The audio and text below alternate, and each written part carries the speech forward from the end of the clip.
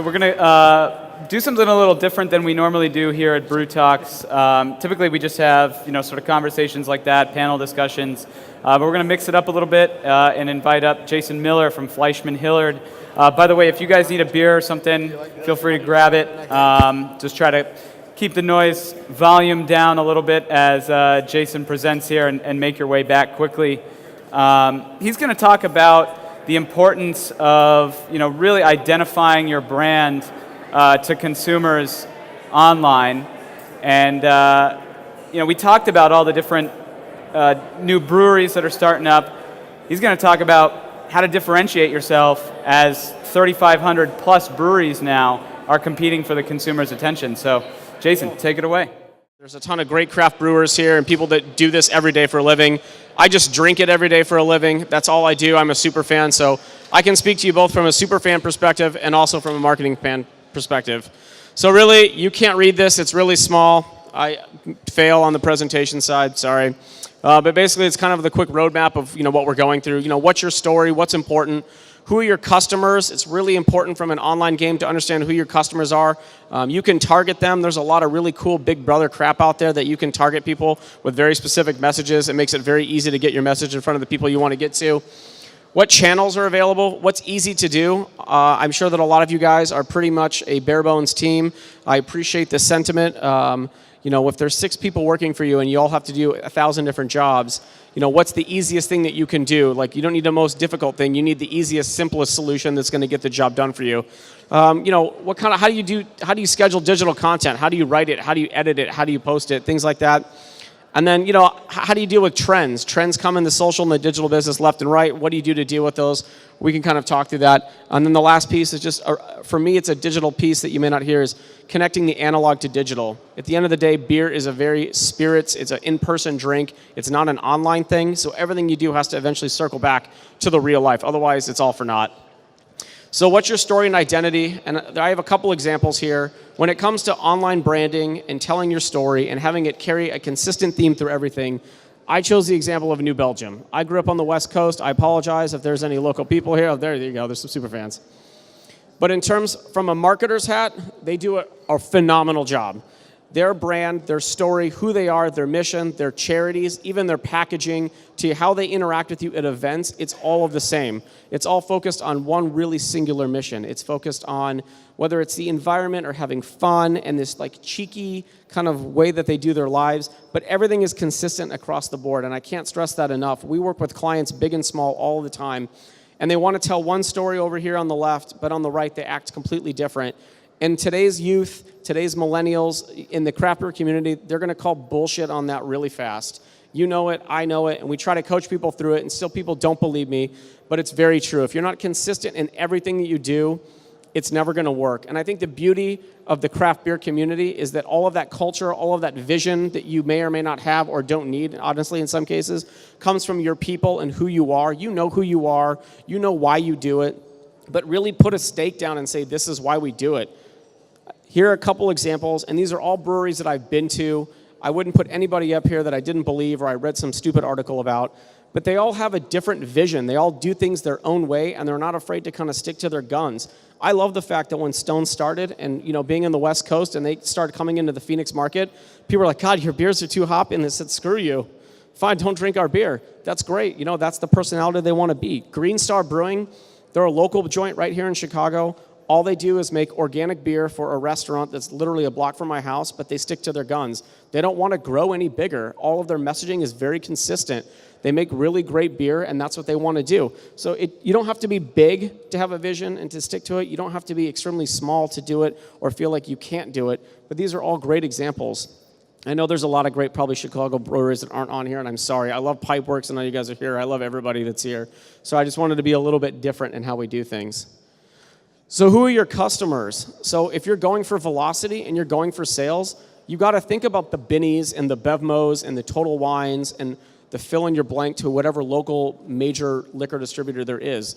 What are you selling to them from a story and a vision? Because if you're a Binnies person, that's what they train their people to talk to you about. So it's important that they know and that they care.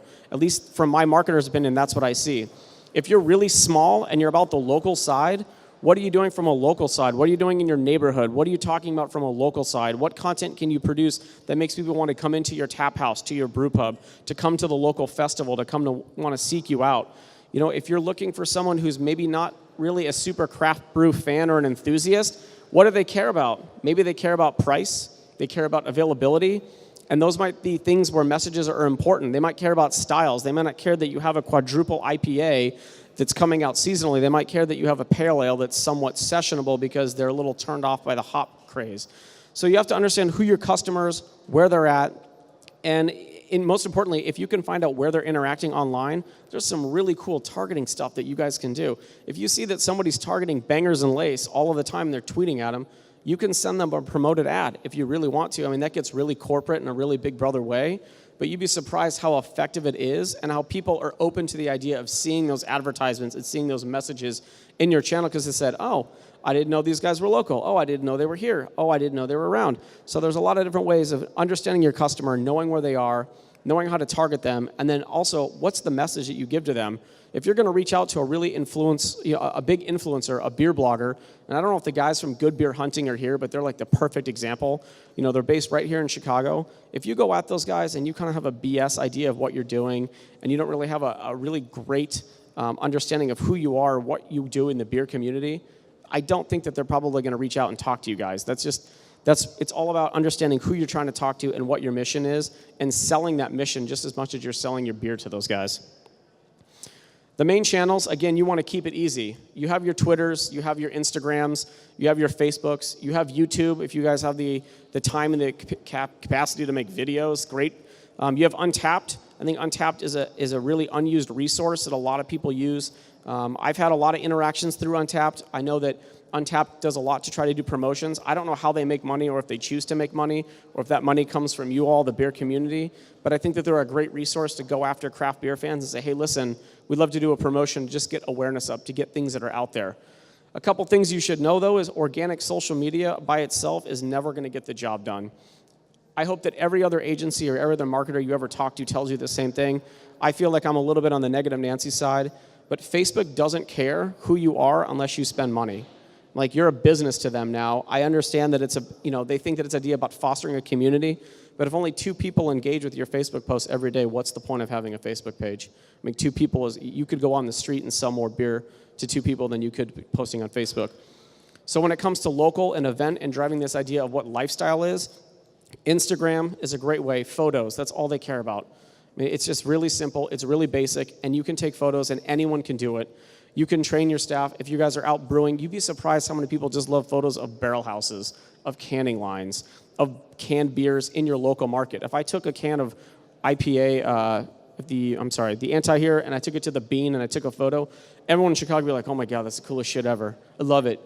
They're so cool. I love the idea of being a rebel and bringing a beer to the Bean. That's what Revolution does. They don't have to do anything, but you can engage your fans. You can talk about that stuff. Twitter's a great way to have conversations with brands. It's real time. It's like looking at the Matrix. It goes 1,000 miles a minute, but it's a great way to interact with people and to have call to actions. If you're at a festival, put those things on your little cards and your takeaways. Say, hey, talk with us. You want to taste our beer? We want to know what you have to say. Take a photo of it. Share it with us here. I mean, they're really simple block and tackle things you can do. Some of the other things that are up here that I think are really important that no one ever talks about is your website. People, if they hear about you, they're going to come to your website first before they go anywhere else. And I think a lot of people forget that. We've seen website traffic and search traffic specifically for everything spike 50, 60% in the last 2 years. That's what people are doing. They're searching for you, but they're not going to search Facebook because they don't really get a lot of information that way. They're not going to search Twitter because they're not going to get any information. They're going to come to your website. And what's really cool that I've seen kind of open up from the beer community is email. Having come from the liquor business, email is a big fat no-no because you could be emailing a 12-year-old about bourbon, and that's a big fat government no-no. But for beer, the rules are a little bit more lax. You guys can email people. You can have beer clubs. You can talk about when product becomes available. You can talk about new releases, and you can have a lot more information in email than you can anywhere else. It's a really powerful tool and one that's not to be kind of forgotten about. And then the last one is just the community. If there's somebody who comes into your bar or your tap house all the time, if they come to festivals, engage with them. You'd be surprised what fans can do for you in terms of spreading the word. Again, it comes down to being humanizing and owning the actual experience of your brand. If you decide to get into the big bad game of digital and content marketing, which definitely, I mean, is something as you get bigger, you probably have to do, this is a complement to what you need to do, because as people see you and they find you and they like you, you can serve them up with more content to reinforce who you are, what you do, and why you do it. And we break it down into 3 really easy ways. There's the drumbeat content, which is a photo of my can of Revolution in front of the bean. That's kind of my everyday saying, here we are at the bean. That's what we're doing. It can be as simple as that. You can have kind of brand campaign pieces. I heard them mention Dogfish Head, and they do a lot about benevolence. They do a lot of charities. New Belgium does a lot with charities. If you have kind of a fixture in the community that you're always working for, that's great. And if you want to get really huge and you want to have like this huge campaign idea that drives people to talk about you versus you trying to fit yourself into a conversation, that's great. It does cost money. I'm not going to lie to you. It's not free. I think a great example was this last weekend, 3 Floyds at Dark Lord Day. It was super awesome that they added a kind of a gay LGBT metal band. I thought that was a really great FU to the state of Indiana, and that was a big thing that they did, and they were really proud of it. So I put that up there as an example, as a campaign, as something you can do to say, listen, this is what we do in a big way. We want you to talk about us, but it relates back to who we are and what we do every single day. Your basics of content. It's really easy from a brewery side. I try to look at this both as a craft beer fan of what I see and a marketer in terms of what works well. We went and did some engagement scores.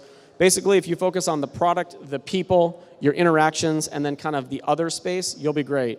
What does the product mean? People love bottle porn. Show your bottles, show your cans, show your canning line, show the liquid, talk about it. People go crazy for that shit. It's amazing. They could read the same thing about an IPA every day, and they'll be like, God damn it, I love that. It's awesome. That's what I need to do. Again, and beer is all about people. There are awesome people in this room. You're all very different. You're diverse. You have your own story. So tell it.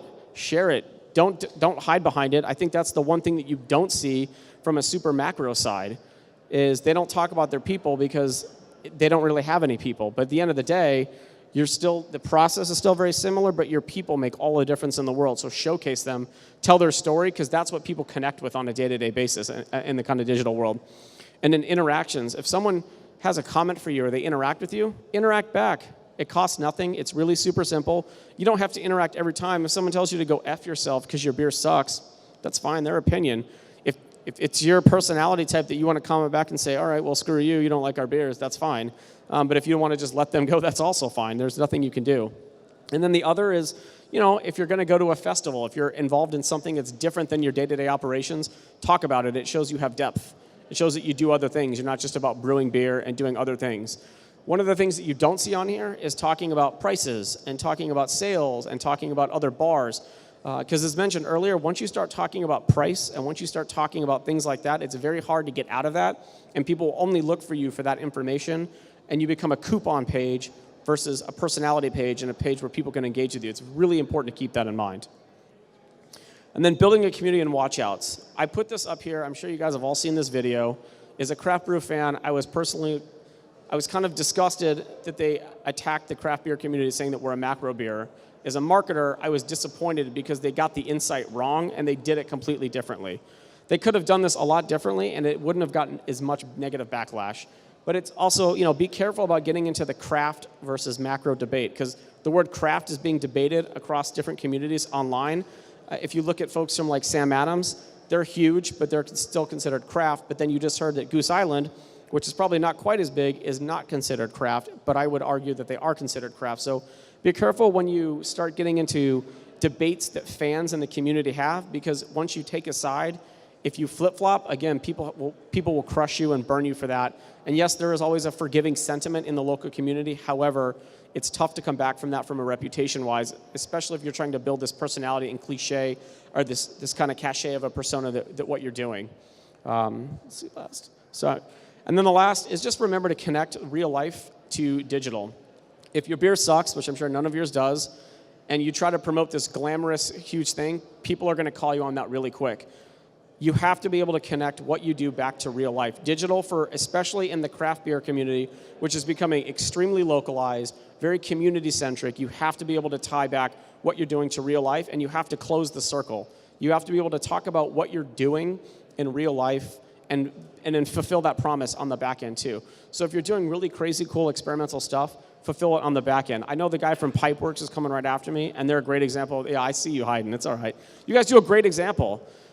I love your stuff. I think that what you do is great. You guys don't BS with anyone. You have an awesome personality, and you're doing it your own way. You don't really care what everyone else thinks in terms of that standpoint, which is your thing, and I love it.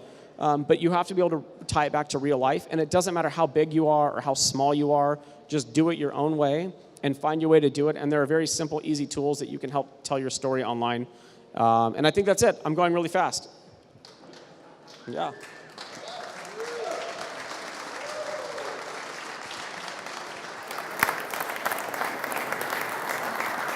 Cheers. Yeah, cheers. Sorry. Do you have a beer? No, I have to hold the, yeah. Can I cheers the mic? Yeah, sure. All right. Jason Miller, everyone, from Fleischmann Hillard. Let's have a seat for a minute. So, you obviously, touched on a lot of different topics up there. Kind of removing sort of the marketer hat for a minute as just a craft beer fan, and all these different breweries entering the space. How difficult do you think it's going to become for brewers to differentiate themselves, not only as brands, but online in the way that they're sort of conveying themselves and the way that they're portraying themselves? Yeah, I'll take that in reverse order. I think online it's going to become harder and harder because the tools that you have are all the same. No one has a different set of tools than anyone else. So the more different people there are online, it's going to become increasingly difficult to separate yourself from the digital community and separate yourself from other brewers online. From the localization and just the massive growth of craft beer, I think it's both good and bad. I think that you see it all the time with collaborative brews. I think the difference between the macro and the micro is that the big boys care about how big the total pie is, but the craft brew community, no matter what size, cares about the slice of the pie that they have, not how big it is, because they just want to see the total number of craft beer drinkers grow. The macro brew, at least in my mind, in terms of how I see it, they just want total domination. So I think that as long as there's this collaborative working spirit next side to side, eventually it's going to become a little that, I want your tap space. I think that comment that was made earlier was dead on. If you've got 45 craft brewers in Chicago and you have 12 tap handles at like one of the top craft brew bars in Chicago, it's going to become a little cutthroat. And I think that's when having your own space, telling your story, and getting in front of people in unique ways, whether that be festivals or something that no one's kind of cooked up yet, is going to be extremely important. Right.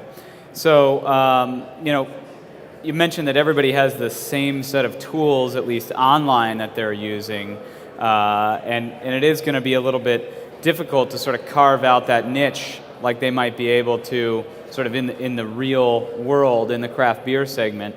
But what are some hacks that you might provide, if a brewery or any brand really in the audience can't afford Fleischmann Hillard, let's say, what are some hacks that you would offer some of our audience members today to be able to kind of stand out from everyone else, especially online? Yeah, if I had to just off the cuff, I think one of the hacks you could do is if you have a regular customer or someone who comes in all the time who really understands the space, offer to pay them in a 6-pack of beer. Say, hey, can you do this for me? Can you operate our channels for me? Can you take, if someone's a really great photographer, offer to give them a case of beer and take some great photos so you don't have to pay to have a big expensive agency like Fleischmann Hillard, and I hope none of my bosses are watching this.